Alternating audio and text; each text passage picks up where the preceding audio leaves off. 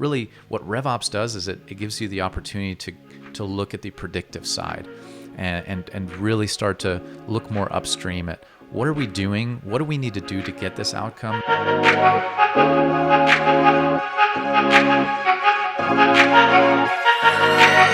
David, good morning, man. How are you? Good morning, Adam. We're back. Yeah. Another episode. Here we are in the studio. Man, it's always fun to be in the studio with you. I'm looking forward to hanging out this morning. It is. I've got a nice sport coat on. You do look very nice. You're very one-upping me right now. So maybe next week I'll have a nice sport coat on. There we go. Well, welcome everyone to the RevOps Recruiters podcast, where our mission is to provide insights and best practices around finding, hiring, and retaining top revenue operations talent. Yeah, and we're your hosts, David and Adam from RevSearch. Yeah. What are we going to talk about today, Adam? Let's dive into RevOps. When does it make sense? Specifically within an organization, we want to help give some insights, maybe a matrix around how companies can really evaluate whether it's time to deploy RevOps within their organization. When I think about RevOps, really we're trying to do two things. I think we're trying to mitigate lag, so delays, bottlenecks, slow down, and we're also trying to get rid of losses, turn more losses into wins, right? And so I want to challenge folks today as we're talking to look at their organization through the four pillars of a system, which are people, process, data, and technology. So let's talk about those. Yeah. Let's dive into these one by one. So let me go to you, David, first. I want you to share with us, when we think about technology, what are the problems that we see companies face as it relates to their technology before they really devote themselves to a RevOps strategy? Yeah. So the problem is, as a company grows, you start somewhere, you have a fairly simple tech stack. So if we start with technology, we look at a growing company increases the technology in their stack, right? So it just gets longer and longer, and across all of your major go-to-market functions. At the center you have your CRM, obviously your central source of truth, but as we all know, there's other tools that get added onto that tech stack, and so there's a requirement, there's a need for intentionality there, right? A tool is only as good as the strategy behind and the purpose for the tool and the process. And so when we're thinking about technology, it's really important to be intentional there, to have a plan, to ask those tough questions. Who, what, when, where, and why. Building a technology roadmap, it's critical. In most companies, the technology roadmap is disjointed, right? So you've got, if you were to think about a process map when it comes to your tech stack, there's lines going all over the place. But what we want is an efficient process map. And so we want our tools to talk to each other. We want to make sure that there's not redundancies in the tech stack. So what do we see happen, right? So oftentimes companies, they've got that CRM, they start with that, they start bringing in these other pieces of technology, and if they don't have a roadmap, you talked about some redundancies. So you've got people maybe entering data at multiple points, errors happening, people just leaving. What does that look like? Kind of to walk us through that. Yeah, I think to achieve, the important thing here is data hygiene. If you don't have an integrated tech stack, you're not going to be able to have a good grip on data hygiene, because you're again, you don't have this seamless integrated stack. So then there's little micro pockets of data, right? Data just kind of piling up when people in other departments. Again, it's the holistic piece of, you've got many different departments with tools that are producing data, and so how do you get that centralized? Yeah. So I think what you're saying is if I'm in marketing and I'm using technology A, right? Mm-hmm. Not the CRM, but a piece of technology, but there's information that I'm capturing that you're going to need in sales, you got to be able to connect those. Otherwise, sales isn't going to get what they need, or it may end up that the data is inaccurate or literally just never gets passed along. Right. Another issue is we want something that is lean, that is seamless. And so when you have a disjointed tech stack, that's the opposite, right? It actually causes you to spend more time on certain activities. And so if we have that integrated tech stack, if you spend that time focusing on what is that roadmap and how do these systems need to talk to each other, then you're going to be able to automate, you're going to be able to become more efficient. with that tech stack. Yeah. So, Now that makes sense. So I think this is a perfect segue into the next bucket, right? So when we think about data as another pillar of a system, right? What are the challenges that companies face regarding data before they get into a true RevOps strategy? Yeah. What are they facing? yeah, again, the technology, you're building this data source, and really as companies grow, those questions get harder around the data, and so the demand, being able to answer hard questions becomes more and more important as you're growing. Things are getting more complex, and so this shift from gut feel to evidence-based decision making is critical. The only way you can do that is with obviously an integrated tech stack and a really good, well thought out data structure that aligns with your organization, with your go-to-market strategy, and so that includes setting KPIs, right? Looking at what are the most important things that we need to measure as an organization, and how does that map to our strategy? Yeah. Yeah, that makes sense. What about, oftentimes we see organizations are good at measuring those lags, right? But then there's also leads. So walk us through, what's the difference of those two? What would be examples of a lag? What's a lead? How do I begin to actually measure these KPIs? Yeah, I think about it as, lead upstream, lag downstream. Okay. So, lag is usually at the end. It's once something is done, right? Revenue, deals, etc. So at the end, kind of your outcome, we're really good at measuring that lag. But the lead is everything. It's really looking at what are the activities that lead to the outcome, and that are predictive of the outcomes that we're now measuring. Some Sure. companies are not even measuring those lags, but really what RevOps does is it gives you the opportunity to look at the predictive side and really start to look more upstream at what are we doing, what do we need to do to get this outcome, and who are the individuals who have control over these activities, and helping enable those folks. Got it. So organizations, typically probably if they're getting close to this, they're saying, yeah, we know what our revenue is. We know how many deals we close. We've got that. But what you're saying is that bringing someone in from a RevOps standpoint would say, I can help you put in place an understanding around the activities that are predictive of these outcomes so we can have a better possibility of success. They don't guarantee it, but they're predictive, and they're items that people have control over, right? Yeah, exactly. So you're it's almost like proactive versus reactive. I feel like these key terms often come up in revenue operations. RevOps enables you to become more proactive. It enables you to look at, making this whole life cycle more scientific, looking at really capturing the right things, and then driving change to ultimately scale and accelerate, right? That's the whole purpose of this. If you can get to a point where you are looking more at those lead measures, and you're able to really figure out what works, what gives us this greater outcome, and be able to measure that, week over week, month over month, quarter over quarter, year over year, then all of a sudden you're setting yourself up for major acceleration. Yeah. So, No, that makes perfect sense. both top line and bottom line. Sure. Right?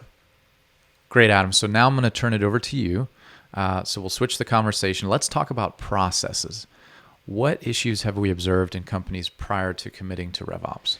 Yeah, I think the real issue comes down to predictability and repeatability, right? So before a company really commits to developing out their processes, there's probably some unknowns, some things that they're unsure of, whether they're going to happen. And there's also the inability for things to repeat on a regular basis. Processes really allow you to have that. So when I think about processes, I think about looking inside the organization and saying, where are the bright spots? So I look across the marketing team, the sales team, customer success team. I identify things that are working, things that are successes.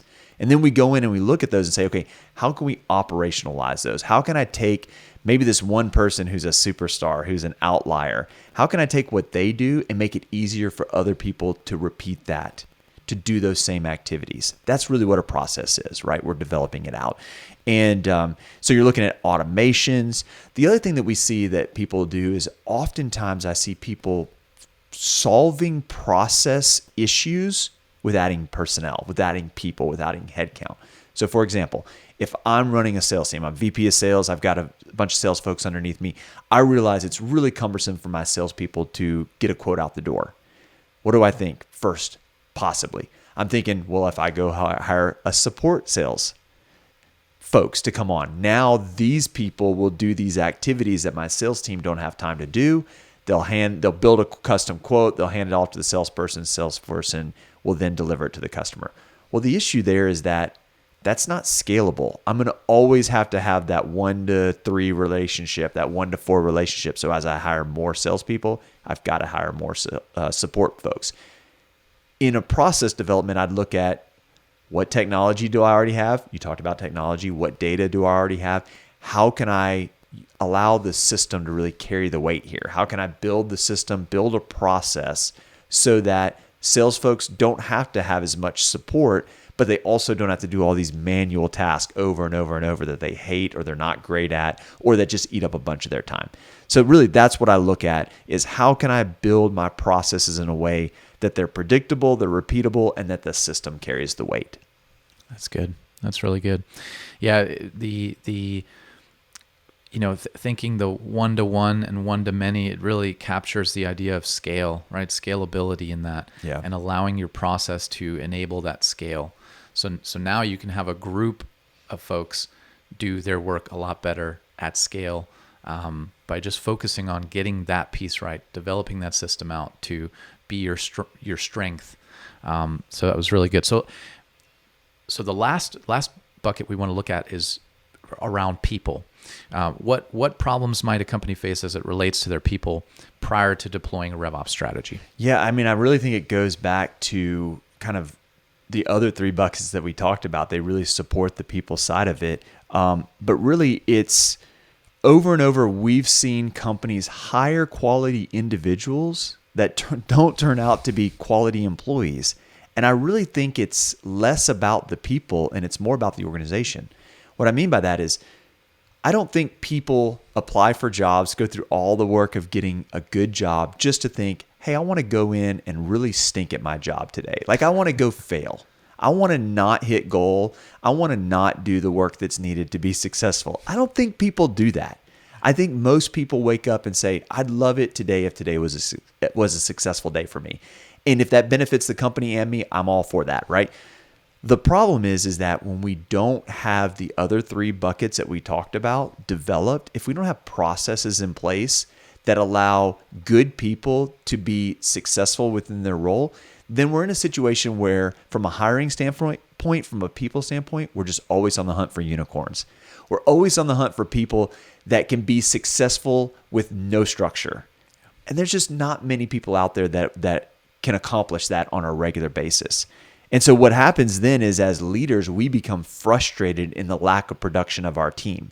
So if you're sitting around, if I'm thinking about an organization, if you're sitting around leading people and you're like frustrated about, it seemed like this person was a good hire, but they're not panning out, it might not be that person is actually really bad at their job. It may be that we haven't created an environment for them to be successful. And so RevOps is all about creating not company onboarding, but role onboarding. Let me give you the tools that you need, the training that you need. Let me give you the playbooks. Let me show you how people who have come before you have been successful in this role so that you have a high probability of being successful. If you follow this roadmap, if you use this system, you're probably going to be successful here. And really that's what it's about. And then the other side of it, when you talked earlier about that gut feeling versus using data, well, we can use now data, KPIs, analytics to understand how to coach and lead people. So instead of just feeling like, well, so-and-so is great, and really the reality is that they're just the nicest person on the team, but they're not necessarily the best person on the team, you're using KPIs, you're using data and analytics to understand where each person is. And you can bring coaching that's unique to every person within the role. So really, I think leaders who use the other three buckets, the data, the technology, and the processes to really find the right people within the organization are going to be much more excited about the outcome of that team than individuals who just say, well, hey, we're a great organization. We have a strong product. Just go kill it from the standpoint of being a good salesperson, but we're not really going to support you. That's a recipe for disaster.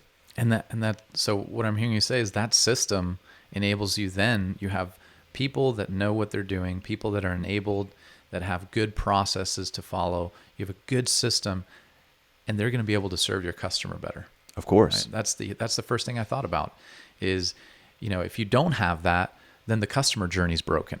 And so that's, bringing it kind of full circle back to, you have that strong system on the inside of your organization is healthy. You've got good processes. Things are integrated. Things are aligned. And that then translates into a much better customer experience, customer journey, which then leads to growth. Yeah, absolutely. I mean, you really nailed it, because that's really, it's in the title, right? Revenue, driving revenue. You want to see that grow, and that happens with customers being excited about your product, both today and in the future, right? They're excited today when they buy, and they're excited 2 years from now when renewal comes around. That's revenue growth. Yeah. So really, I think our point of the conversation today is for, if you're a leader within an organization and you're saying, hey, we're not really sure if now is the right time, we would encourage you to look at these 4 pillars of a system and determine, are these 4 things functioning the way that they should? Are they hitting on all cylinders? Are they working the way they should?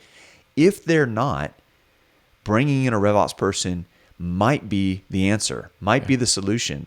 They can help you figure out your technology and integrate it in a way that it's successful. They can help you determine whether your data is actually driving insights, whether it's holistic or just broken pieces of data.